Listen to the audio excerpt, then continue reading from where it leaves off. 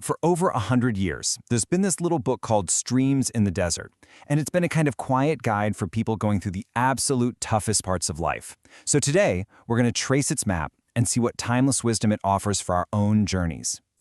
The book kicks off by asking a question just like this one. It really taps into that feeling we all get, right? Standing on the edge of a new year, or maybe a new challenge, and the path forward is just a total unknown. It's a feeling every single one of us can relate to. Now, this isn't just a book of nice thoughts or fluffy inspiration.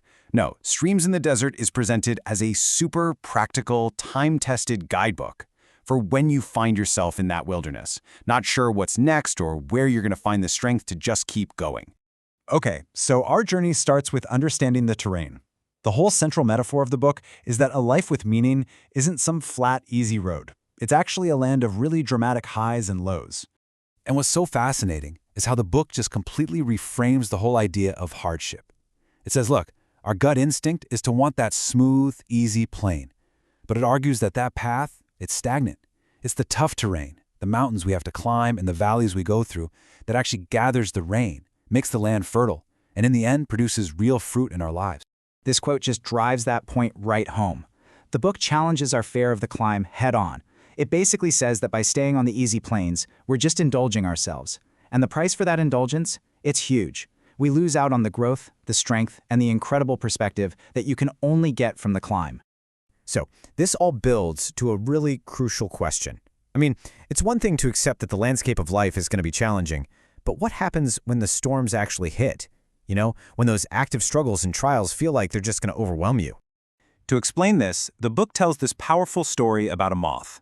A person is watching a moth struggle and fight to get out of its cocoon. They start feeling impatient and they decide to help it by snipping the cocoon open.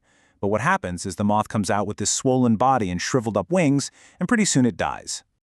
So here's the key takeaway. That struggle was absolutely essential. It was the only thing that could force the fluid from the moth's body into its wings, making them strong enough for flight. By trying to help, by removing the adversity, the person actually stopped the moth from ever reaching its full potential. Okay, what about this number? 70. What in the world could this have to do with getting through hard times? Well, it comes from an amazing story about persistence, especially when you feel like you just want to give up. This quote is from the ancient king Tamerlane. The story goes that he was defeated and hiding out when he saw an ant trying to carry a single grain of corn up a wall. He watched it fail 69 times, but on the 70th try it made it, and that tiny little spectacle inspired a king to get up and fight again. The book uses this to teach a huge lesson. If a little ant doesn't give up, why should we? Especially when it comes to our prayers. And this brings us to a real turning point in our journey. If we're stuck in a desert of hardship, where do we find nourishment? The book's answer is pretty radical. It says the streams of water are hidden inside the desert itself. This is, for so many people, one of the absolute hardest parts of any trial. That feeling of being totally alone. You're crying out for help and you hear nothing. It can feel like you've been abandoned. But the book offers a really surprising take on what that silence might actually mean. This quote suggests that divine silence isn't rejection at all. The book tells this little allegory about three women praying. For the first, who's weak in her faith, the Lord speaks tenderly. For the second, whose faith is a bit stronger, he just lays a hand on her. But for the third, whose faith and love are the deepest, he just walks right past her in silence. The lesson here? Her faith is so mature and so trusted that she doesn't need constant audible reassurance. His silence is actually a sign of his profound trust in her. And this gets to the very heart of what the book means when it talks about faith. It's not about feeling a certain way or even seeing proof.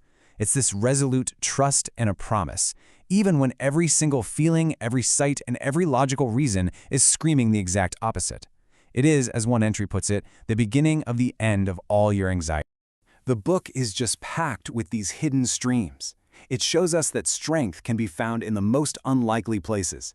Think about Paul and Silas singing praise in a bloody jail cell, an act that literally shook the foundations. It reframes pain as a master musician tuning the strings of our hearts. It's a radical call to find strength not by escaping the desert, but by looking closer within. So what's the final destination? Where is this whole desert path ultimately taking us? Well, the book's conclusion is that the entire journey is really about one thing: Transformation. This right here is the core thesis of Streams in the Desert. Hardship isn't some penalty you have to endure. It's a workshop for refinement. It's not about what you're losing in the desert. It's about who you are becoming. This metaphor is just so vivid, isn't it? When we see a plow tearing up the ground, we think of destruction. But any farmer knows that this painful process is what's necessary to break up the hard soil so that you can have a much, much bigger harvest later. Sorrow, the book argues, does the exact same thing in the human heart. And the book leaves us with one last, really powerful analogy. A gardener will cut back a perfectly healthy vine, which to an outsider looks like pure harm. But the goal is to force the vine's energy into producing more and better fruit. And this is the ultimate purpose of our trials. They're a kind of divine pruning, intended not to diminish us, but to make our lives infinitely more fruitful. So after going through all this century-old wisdom, the final question really turns back to us. It asks us to look again at our own difficult landscapes, not for a way out, but for those unexpected sources of strength that might be hidden right there within them. What do you think might change if we started looking for the streams, instead of just staring at all the sand?